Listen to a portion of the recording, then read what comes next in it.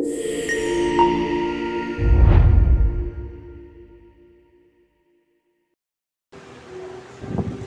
cumprimento a igreja com a paz do Senhor Jesus, amém? Primeiro domingo de 2024, palavra de Deus ao seu coração, Atos 7:54. Onde está o teu olhos? Onde estão os teus olhos? E ouvindo eles isto, enfureciam-se em seu coração e rangiam os dentes contra ele. Mas ele, estando cheio, diga cheio, eita glória, e ele estando cheio do Espírito Santo, e fixando os olhos no céu, viu a glória de Deus e Jesus que estava à direita de Deus. E disse: eis que vejo os céus abertos e o Filho do Homem que está em pé, à mão direita de Deus. Mas eles gritaram com grande voz, taparam os ouvidos e arremeteram unânimes contra ele, e expulsando-o da cidade, o apedrejavam. Olha aqui para mim. Deus trazia ao meu coração ontem à noite, quando meditava na palavra: onde estão os nossos olhos? Para onde é que nós temos direcionado o nosso olhar, amados? Nós vemos aqui o exemplo deste homem chamado Estevão, deste homem que era cheio de poder, cheio de autoridade de Deus, um homem que era cheio do Espírito Santo. Quando fala cheio, é que não tinha espaço para o mundo, aleluia, não tinha espaço para as coisas dessa terra, estava cheio da presença de Deus. A Bíblia diz que este homem, capítulo 7 já começa dizendo que, versículo 8, Estevão, que foi o primeiro mártir, cheio de fé e de poder, fazia prodígios e grandes sinais na terra. E levantaram-se alguns que eram da sinagoga, não eram de longe, alguns que eram de dentro. Se prepare. Os levantes virão sobre a nossa vida, e não é de pessoas longe, amados. Que as pessoas que estão longe é normal, não conhecem mal conhecem você, mal conhecem a tua história, mas os que estão perto. A Bíblia diz então que subornaram os homens para que dissessem o mal, falso testemunho contra Estevão, e Estevão agora acaba sendo levado a apedrejamento. Mas diz a Bíblia que enquanto Estevão está posicionado, sofrendo por injusta causa, imagina eu e você, irmão, esse homem que fazia a obra de Deus 100%, esse homem que tinha vida no altar, que fazia sinais, prodígios, que Deus era com ele, diz a Bíblia que agora ele está sendo acusado, e agora todos já estão prontos para o apedrejarem e o levarem à morte. Mas diz a Bíblia que Estevão tira os olhos da situação, tira os olhos daqueles que queriam apedrejar, daqueles que estavam apontando, tira os olhos das falsas testemunhas. Ei, onde é que estão os teus olhos? Quem sabe você tem vivido um momento de desânimo na sua vida, porque você está olhando na direção errada, está olhando para a pessoa que está fazendo picuinha com o seu nome, para a pessoa que botou o seu nome na mentira, para as pessoas que se levantaram contra você, e cada vez que você desvia o seu foco, você perde tempo na sua caminhada. Estevão falou: não vou olhar para nenhum deles, mas eu vou fixar os meus olhos nos céus. Eita glória, é Deus nos direcionando nesta manhã, 2024, tira os olhos da circunstância. Imagina você olhar e saber que é o teu último momento na terra, que você não vai mais voltar para casa, que você não vai mais falar no nome do Senhor Jesus, porque a multidão estava enfurecida, rangia os dentes contra Estevão, mas a Bíblia diz que nada tirou o foco de Estevão, aleluia. Estevão não começa a conversar com Deus e dizer: Deus, eu fiz a tua obra na terra,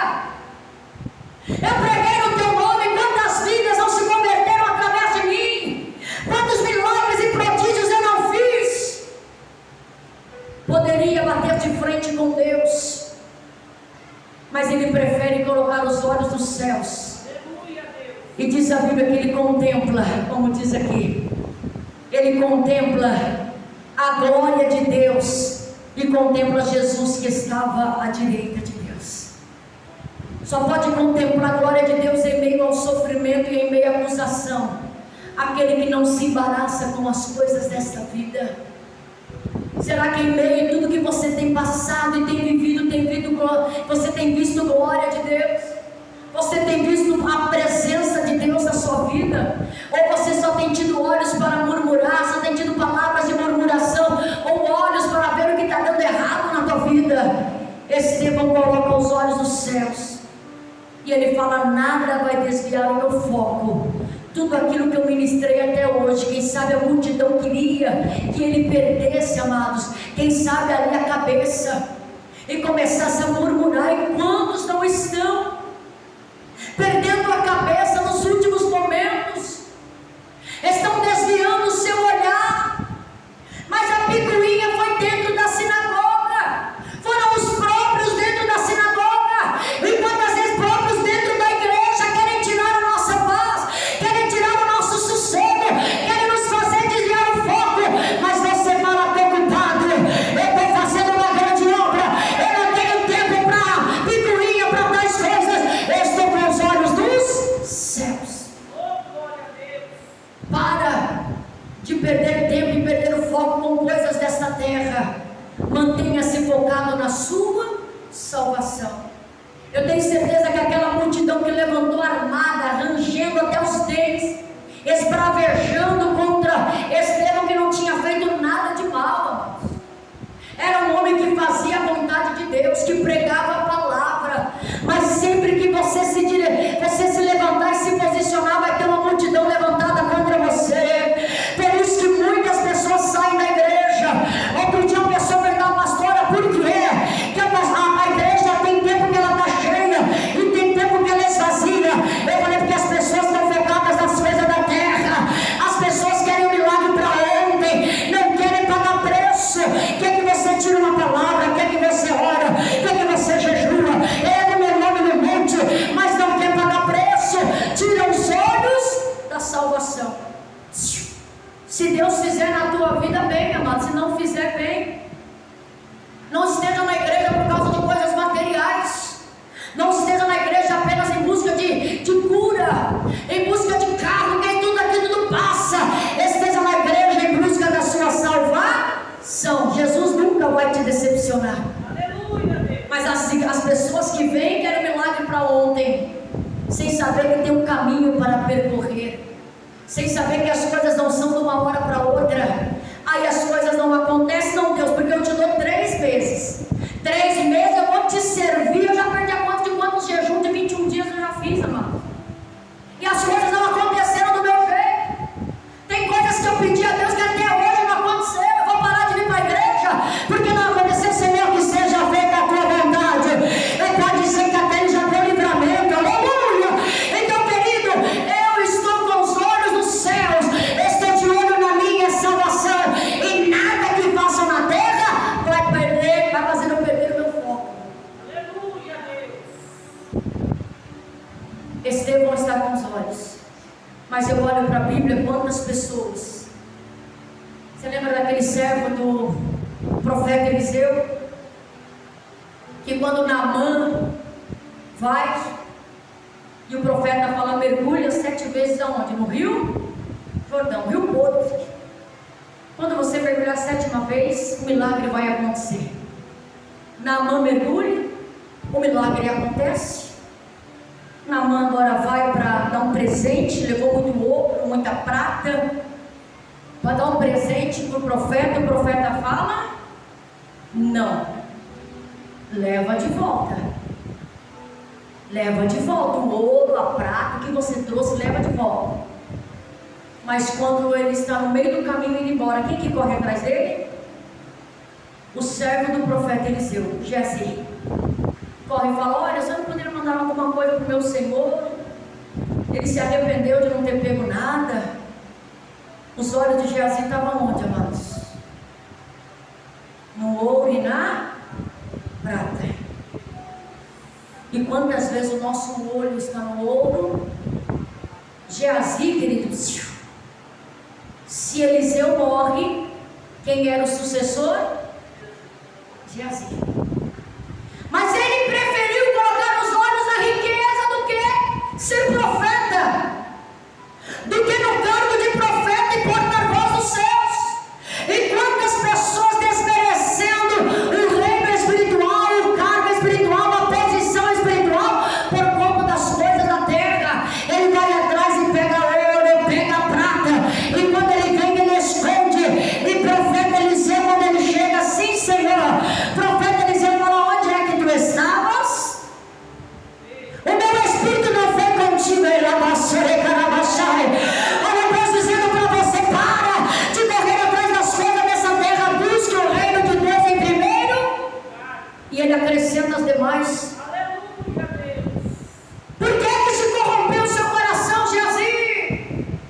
Agora, a lepra que saiu de Naamã, ela vai acompanhar o presente que você pediu para ele. Mas o profeta Eliseu não saiu de casa. Mas Deus mostrou: Geazi não está com o coração sincero. É servo do profeta, mas não está 100%. Está dizendo que serve a Deus, mas não serve. Os olhos dele não estão na salvação. Os olhos dele estão na riqueza. Meu Deus, é forte. Pegou lepra. Quando pega a lepra, é retirado do meio da sociedade. Morreu com a lepra. Para que serviu aquele ouro para ele? Para que serviu a prata? Morreu longe da família. Não pôde mais andar com o profeta Eliseu, porque pegou lepra. Cuidado, para você não estar buscando algo que vai se tornar sarna para você se coçar. O primeiro tem que ser os seus olhos estarem nas coisas espirituais. Morreu leproso, morreu rico. Quem sabe aquele ouro que ele pegou não deixou tão rico. Morreu com ouro. E para quem ficou ouro? Perdeu a salvação, amados. Perdeu o direito de ser o sucessor do profeta Eliseu. Cuidado. Nós vemos tantas coisas na Bíblia. Outra pessoa que estava com os olhos no cargo, Nicodemos, lembra dele?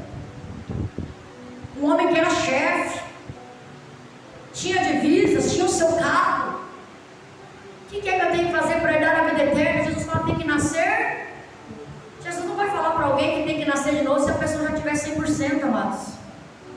Tem que nascer de novo, a tua vida está toda errada. É religioso, faz parte dos fariseus. Tem religiosidade. Quantos dentro da igreja é religiosidade? Mas o coração está podre, o coração está todo amargo, cheio de mágoa, ressentimento. Para de mostrar religiosidade, mostra quem realmente você é e se conserte diante do altar do Senhor, amado.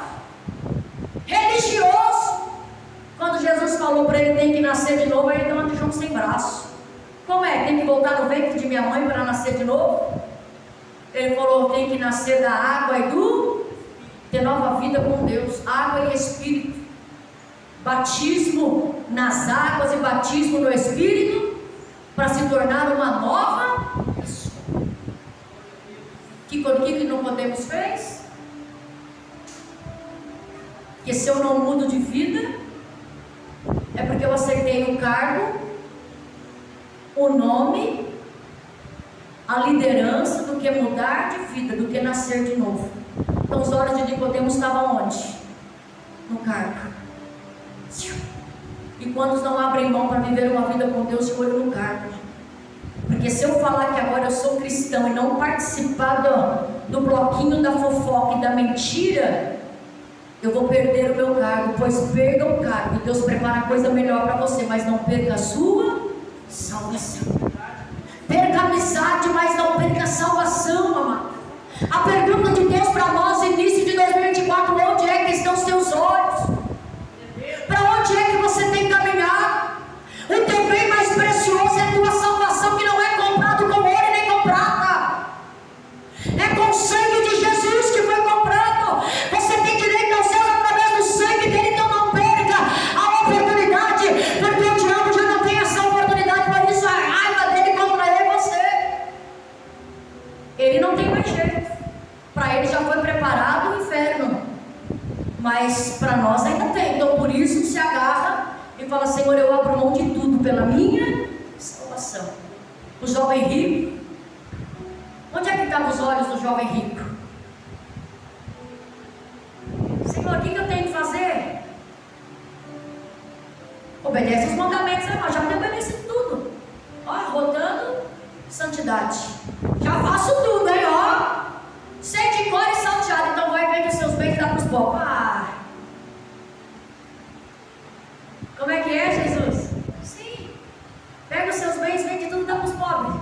Depois você vem e me segue. O que ele fez? Virou as costas e foi saindo de fininho.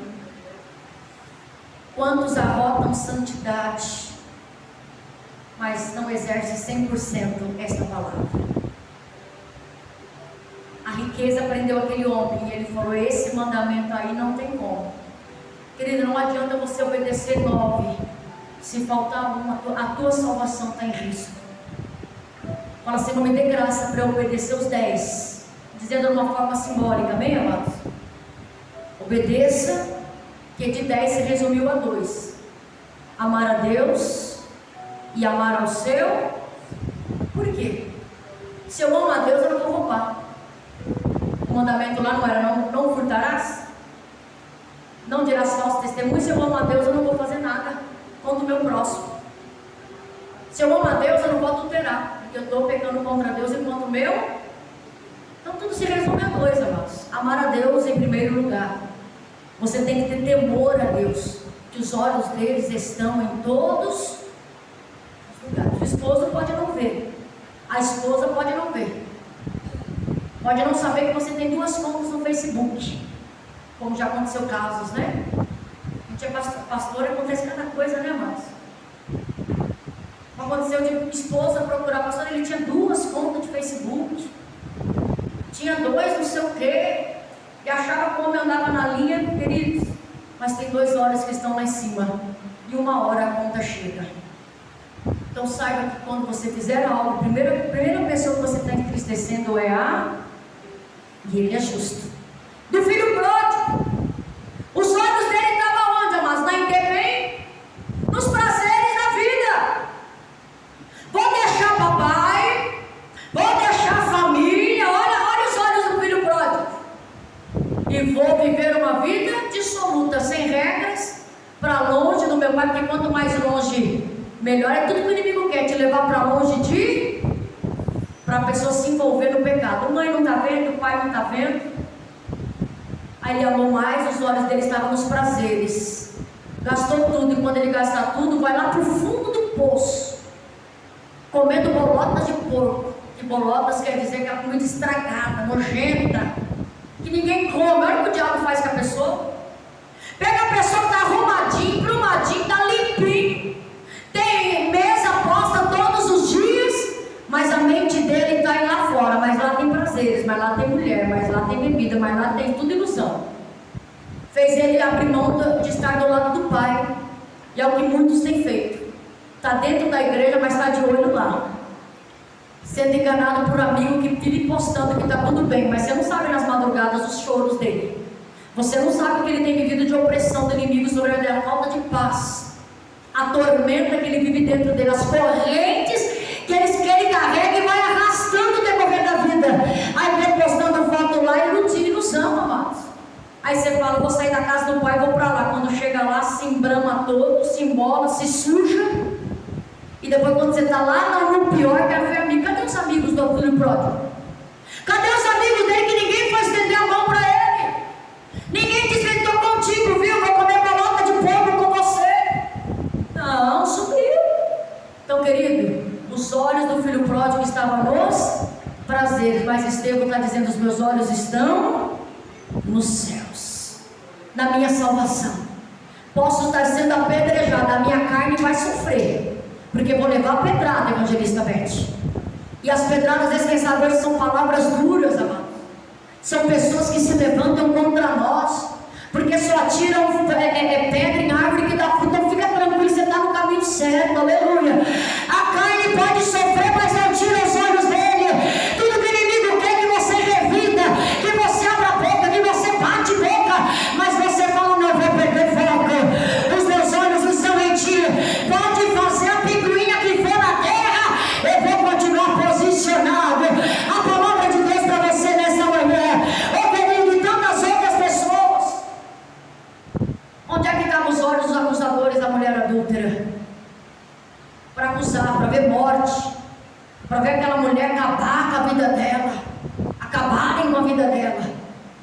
credor incompassível. Ele foi perdoado, mas não queria perdoar uma dívida que era infinitamente menor. Estava na falta de misericórdia. Vou apertar na unha. Ele me deve, mas o rei tinha perdoado uma dívida de milhões dele. E ele não queria perdoar alguns dólares. Querido, onde é que estão os teus olhos? Se coloca de pé. Os nossos olhos são a candeia do nosso corpo, diz em Lucas 11:34. Se os teus olhos forem bons, o teu corpo terá luz. Se os teus olhos forem maus, o teu corpo terá trevas. Coloca os teus olhos em Deus aqui nesta manhã, é a palavra. Deus está dizendo, você está olhando na direção errada. Ô Josafá, Rabassore Caravassai, ô Josafá, mas vem uma multidão contra ti, e eles já estão dentro do nosso território, Ô Josafá, o que é que nós vamos fazer? Os meus olhos estão em ti, Senhor, porque de ti vai vir a estratégia, porque de ti vai vir o socorro. Fala para o teu adversário que está dizendo para você: oh, tem uma multidão contra você, estão falando A, estão falando B, o que é que você vai fazer? Você fala, os meus olhos estão nele. Ah, o direcionamento vai vir dos céus. Se eu tirar os olhos da minha salvação, eu vou descer até o nível dessas pessoas, mas eu vou continuar posicionado, Pai. Me dá graça para que eu não tire os meus olhos de ti. Me dá graça para que eu não tire o meu coração das tuas promessas. Eu venho orar aqui nesta manhã por este irmão, por esta irmã que entendeu esta palavra. Onde é que estão os nossos olhos? Eu declaro, Pai, se os olhos desta pessoa estavam na dificuldade, se os olhos desta pessoa estavam na doença, se os olhos desta pessoa estavam na falta de dinheiro, no desemprego, ó Pai, na separação, no que ela tem vivido, na falência, que nesta manhã ela se desperte e fala: eu vou colocar os meus olhos lá nos céus, porque é de lá que vai vir o meu socorro. Ah, Pai, tudo muda quando nós direcionamos o nosso olhar para os céus. É porque nós paramos de olhar para a circunstância. Aí o Senhor vai nos apoiando, o Senhor vai nos ensinando, o Senhor vai mostrando o caminho para nós. Então nos ajuda a manter os olhos na nossa salvação. Que nada, que a ganância, que a falta de misericórdia, que o amor ao cargo, que nada disso tire o nosso foco e os nossos olhos dos céus. Nós te agradecemos por esta palavra nesta manhã, em nome de Jesus. E você diz? Pode se assentar. Que você saia com essa pergunta: onde é que estão os meus olhos? Quem sabe você está sem força, porque você está olhando na direção errada. Em 2 Crônicas 20, Josafá fala: não é a multidão que vai desviar o meu foco de Deus. Senhor, os meus olhos estão em ti. Mas Josafá já estão dentro do território. Vai acabar com a gente, nós somos um povo menor. São 3 povos contra nós, não? Deus manda dizer para você: para de dar ouvido para as pessoas. Para de dar ouvido para as más línguas, para as más notícias. Coloca os olhos dele e fala: vou manter posicionado, chovendo ou não, estou dentro da igreja, fazendo sol não dentro da igreja, estou buscando ao Senhor. Os meus olhos estão na minha salvação. Mas quanto mais eu oro, mais as coisas parecem que vai para o fundo do brejo, pastor. Quanto mais eu oro, parece que mais para as drogas ele vai. Quanto mais eu oro, parece que mais o casamento da vira não. É que Deus está dizendo que a oração está fazendo efeito. Satanás está relutando. Mas enquanto você estiver posicionado, para de olhar para o hoje. Começa a olhar para o seu amanhã, a mensagem da noite. Prepare um ambiente para a promessa. Você tem que já preparar um ambiente para a promessa. A mulher, quando está grávida, ela não sabe a hora. Ela sabe que é 9 meses, às vezes pode nascer um pouco antes. Mas ela já vai preparando o enxô. Ela prepara o caminho, prepara o quartinho do bebê, então prepara, querido. Quem sabe você está guardando o bebê, profetizando o bebê, espiritualmente dizendo que é um milagre, que é a bênção. Está lá gerando, mas não comprou nem um macacãozinho ainda, vai vestir o que essa criança? Oxe, vai poder dormir aonde? Então já prepara um ambiente para receber a bênção, para receber a promessa. Você está entendendo o que Deus está dizendo, né, amados? Foi só um exemplo aí em nome de Jesus.